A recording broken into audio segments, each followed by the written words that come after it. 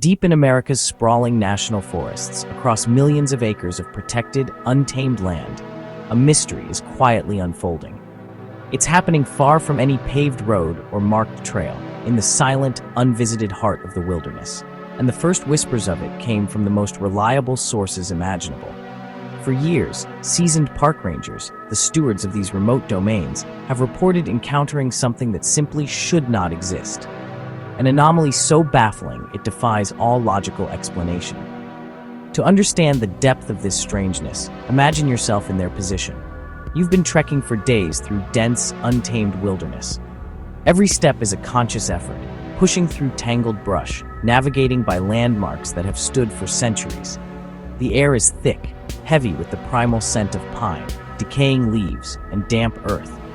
The only sounds are the rustle of unseen animals in the shadows, the buzz of insects, and the ancient, whispering moan of wind through the colossal trees that form the canopy high above. There is no cell signal here, no distant hum of traffic. You are utterly alone, dozens of miles from the nearest sign of human civilization. It's a place where you feel like an intruder, a temporary guest in a world that operates on a timescale far grander than your own. Then, as you break through a thicket of ferns into a small, unnaturally silent clearing, you see it. It is an object so out of place, so profoundly, fundamentally wrong, that your mind struggles to process the image your eyes are sending you. A wave of cognitive dissonance washes over you. There, standing against a backdrop of towering oaks and tangled undergrowth, is a staircase. It is a perfect, almost pristine set of stairs, complete with a handrail and finely joined steps, leading up to absolutely nowhere at all. It simply ends, suspended in the empty air. There is no house attached to it, no crumbling foundation, not even a pile of rubble to suggest a building that once stood there and has since collapsed. The ground around it is undisturbed forest floor. It is just the staircase, isolated and stark, a piece of impossible architecture planted in the wild. And they are not all the same. The reports describe a bewildering variety. Some are made of polished, dark wood that seems to drink the light. Others are of aged gray stone, cut with impossible precision. And perhaps most unsettlingly, some are wrought from cold, unblemished iron. Their spiral forms like a strange metal spine twisting towards the sky. In a place defined by growth and decay, they defy the relentless cycle of nature. They show no signs of rot, no moss, no lichen. They bear no scars from the harsh sun or the freezing rain. To be clear, these are not forgotten relics from a bygone era. They are not the skeletal remains of old homesteads or logging camps slowly being reclaimed by the wild. We know what those look like. Nature is patient, but its work is always visible. Rangers who have stumbled upon them describe an unsettling, manufactured perfection. The lines are too clean, the angles too precise. The surfaces feel smooth, almost new to the touch. They appear as if they were constructed and placed there only moments ago, yet they can be found in the most remote and inaccessible corners of the country's national parks and state forests. The very presence of these structures challenges our fundamental assumptions about the wilderness. They are a silent, architectural riddle, standing in places where no human hand should have been able to build, let alone build, with such flawless, enduring craft. The initial reports came from seasoned search and rescue officers and veteran park rangers, individuals who know these forests like the back of their hands. These are not people prone to flights of fancy or tall tales. Their lives and the lives of others depend on clear-eyed observation and rational thinking. They are grounded, practical, and trained to observe, document, and report, not to invent. Yet their official field notes and hushed, off-the-record conversations tell a consistent and baffling story. They speak of finding these staircases in deep, fog-filled valleys, on remote, windswept hillsides, and even rising bizarrely from the stagnant waters in the heart of swamps. Each discovery is met with the same initial reaction, utter disbelief, followed by a deep, instinctual unease. A feeling that they have crossed a boundary into a place where the rules of the world no longer apply. The stairs stand as silent monuments to an unknown purpose, an unnerving question mark carved into the very heart of the American wild. From the vast, temperate rainforests of the Pacific Northwest, where mist clings to every surface like a shroud, to the ancient, shadowed hollows of the Appalachian Mountains, where folklore is etched into the very landscape, and across the sprawling national parks and untamed wilderness in between, the stories persist. They are not headlines or public bulletins, but whispers carried on the wind, a persistent, unsettling murmur among those who know the woods best. While the specific details of the staircase's appearance may vary, some are described as pristine wooden structures, others as crumbling stone relics, or even impossible spirals of wrought iron. One element of the phenomenon remains chillingly, terrifyingly constant. Among the tight-knit community of park rangers, the seasoned search and rescue teams, and the backcountry professionals who have dedicated their lives to these wild places, there is a shared, unspoken understanding, a piece of forbidden knowledge. It's a rule passed down not in official manuals.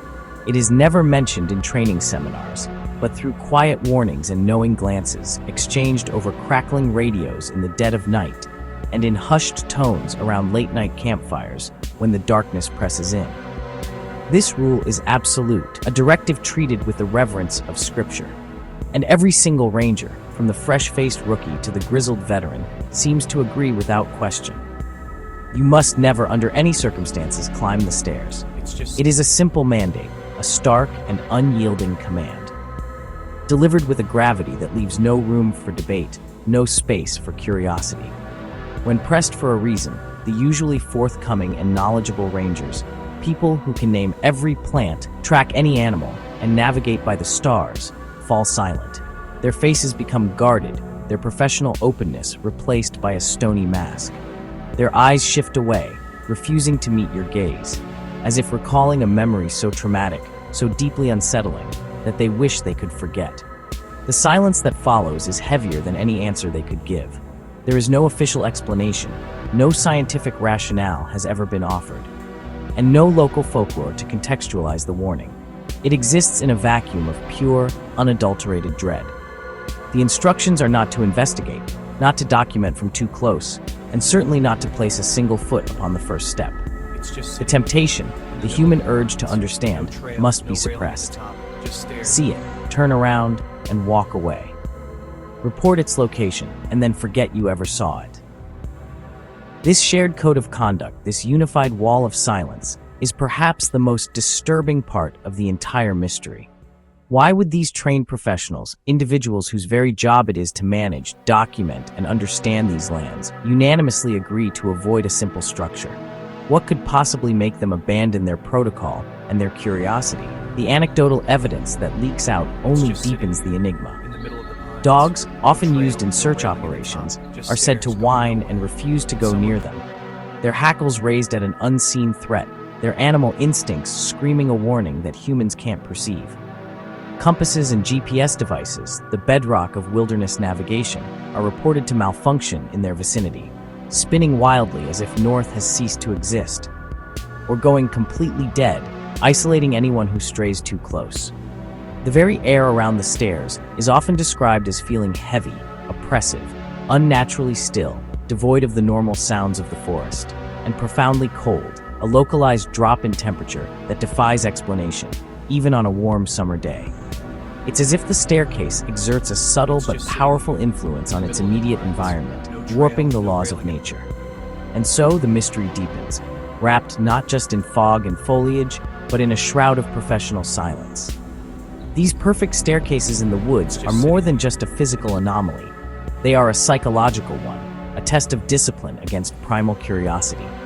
They represent a boundary, a line drawn in the dirt of the known world, a line that those who protect our wild spaces have collectively and silently agreed not to cross. They stand as a silent testament, a strange and lonely monument, to the idea that some things are not meant to be explored or understood, only acknowledged and avoided. It forces a chilling question. What happened to the people who didn't listen? What fate befell those who, driven by curiosity or disbelief, ignored the warning and dared to climb? The silence of the rangers suggests the answer is one they are unwilling to even speak. To begin to understand, we must look back at the scattered breadcrumbs of evidence, the first-hand accounts that have slipped through the cracks of official silence. 1. The SAR team in Gifford Pinchot. 2. An anomaly in the field. Notes 3. The Officer's Journal. 4. A different kind of silence. 5. The Appalachian sighting. 6. An unspoken consensus. The first widely circulated account, the one that seeded the modern legend, is traced to a search and rescue operation in the early 2000s. Before this, the stories were whispers, fragmented anecdotes shared in hushed tones around campfires or in the quiet corners of ranger stations. But this incident, thanks to the burgeoning internet culture of the time, was different. It was the spark that jumped from the closed world of wilderness professionals into the public consciousness. It began, as these things often do, with a routine emergency. A young hiker, an experienced outdoorsman named Alex Gaines, had gone missing in a sprawling section of the Gifford Pinchot National Forest in Washington state. His car was found at the trailhead, his planned route logged with the Park Service. He was well equipped and, by all accounts, not one to take unnecessary risks, which made his disappearance all the more concerning. The terrain was notoriously difficult, a dense maze of old-growth Douglas firs, tangled rhododendron thickets, and steep, unforgiving ravines carved by ancient glaciers. It's a landscape that can swallow sound and disorient even the most seasoned navigator. The search area was immense, a daunting grid laid over a vertical, chaotic wilderness. For 2 days, the SAR team swept the area with no success. The mood grew heavy. Hope, a crucial fuel for any search operation, was beginning to run low. They found no tracks, no discarded gear, no sign that Alex had ever passed through. It was as if the forest had simply erased him. On the 3rd day, a rookie, later identified in online forums only as T, was scouting a sector far off the main grid. Eager to prove his worth and frustrated with the lack of progress, he had pushed deeper into a less-traveled quadrant, following a faint animal trail up a steep ridge. It was then that he radioed in, his voice unsteady, cut with static, and the sound of his own ragged breathing. He said he had found something strange, something that didn't make sense. He wasn't shouting, not yet panicked, but his tone was laced with a profound, chilling confusion. The team leader, a veteran of 20 years named Marcus, asked him to clarify. Was it a shelter? A piece of the hiker's equipment? A landmark not on the map? Marcus's voice was calm, professional, trying to ground his rookie in procedure. But T struggled to find the words. There was a long pause, filled only by the hiss of the radio. Finally, he spoke. He described a single immaculate staircase in a small, unnaturally clear patch of forest. He stressed the word clear, not a clearing made by a fire or a rock slide, but a perfect circle of bare earth where nothing grew, surrounded by the dense, chaotic woods. Made of a smooth gray stone that didn't match any local geology, it rose about 15 feet, then stopped, ending in midair. He reported no signs of a foundation, no rubble, no splintered wood to suggest a building was ever attached. The ground around its base was undisturbed, covered in a soft layer of pine needles, as if the structure had been there for 1,000 years. Yet paradoxically, it was perfectly clean. No moss, no water stains, no bird droppings. It was just there, clean and whole, as if dropped from the sky only moments before. The rookie was audibly shaken, his confusion crackling over the radio. He kept repeating, "It doesn't belong here, sir. It just doesn't belong." The team leader's response was immediate, firm, and strangely devoid of curiosity. He told T not to approach it. He instructed him to mark the coordinates on his GPS, take one photograph from a distance, then immediately leave the area and rendezvous with the main team at a prearranged point. The order was delivered in a tone that discouraged any questions. It wasn't a suggestion, it was an absolute command, carrying a weight that T didn't understand. He later said it felt less like a standard operational command and more like a warning. When T regrouped with his unit, he tried to bring it up, but his seniors deflected, changing the subject to search patterns and weather fronts. The missing hiker, Alex Gaines, was found the next day, dehydrated and disoriented, but alive. He was miles away from the staircase's location, and his debrief made no mention of seeing anything unusual. The official SAR report, a meticulous document detailing every hour of the search, contained no mention of the anomalous structure. T's discovery was officially erased. For the rookie, it was deeply unsettling, not just the impossible object itself, but the deliberate professional silence that followed. He had expected curiosity, an investigation, at least a discussion about what he had found. Instead, he was met with a quiet, collective refusal to acknowledge it. It was his first jarring exposure to the unspoken rule. The single photograph he took became a piece of underground lore. A digital ghost passed between rangers and SAR officers on thumb drives and private email chains. It was a quiet initiation, a confirmation for others that they weren't alone in their own strange encounters. It was a sign that the forest was keeping secrets far older and stranger than a simple missing person case. As stories like the one from Gifford Pinchot began to circulate through closed forums and private conversations, some researchers and folklorists started digging into older records. They weren't looking for official government documents. They knew from experience that anything truly anomalous would be scrubbed from the official narrative.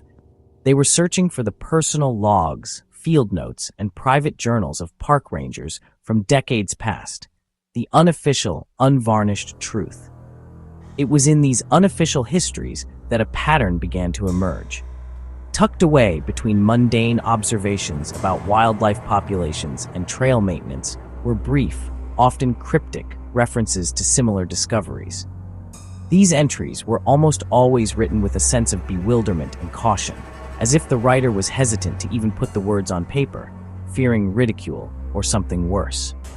One such entry, found in the archived notes of a ranger who worked in Colorado's Rocky Mountain National Park in the 1970s, described a stairway of bone-white wood found near a frozen alpine lake. The ranger noted its bizarre placement and its unnatural cleanliness.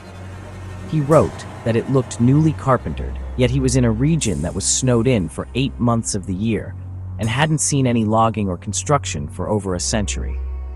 He dedicated a full page to the description, sketching the staircase in the margin of his notebook. The drawing showed a simple, elegant set of wooden stairs ascending into the thin mountain air. It was a stark, lonely image.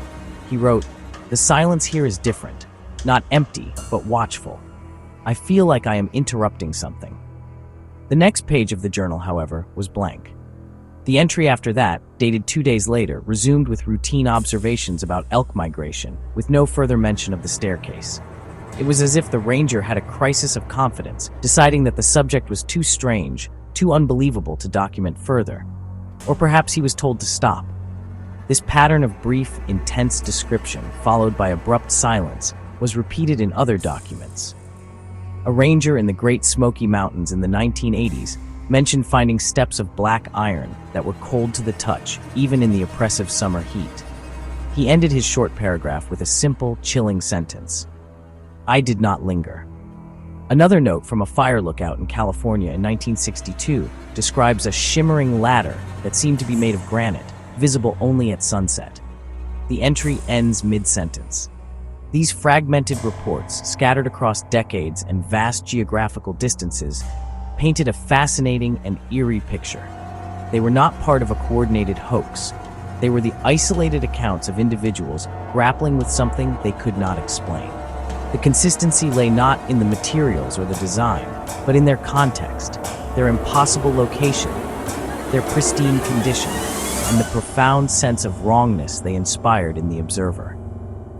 The field notes were a breadcrumb trail leading into a much deeper mystery, suggesting that rangers had been encountering these structures for far longer than anyone had previously thought, and had been choosing or been instructed to keep quiet about them for just as long. Each silent entry, each abandoned description, was a testament to an experience so alien that it defied official record, leaving it to fester in the realm of private memory and forbidden lore.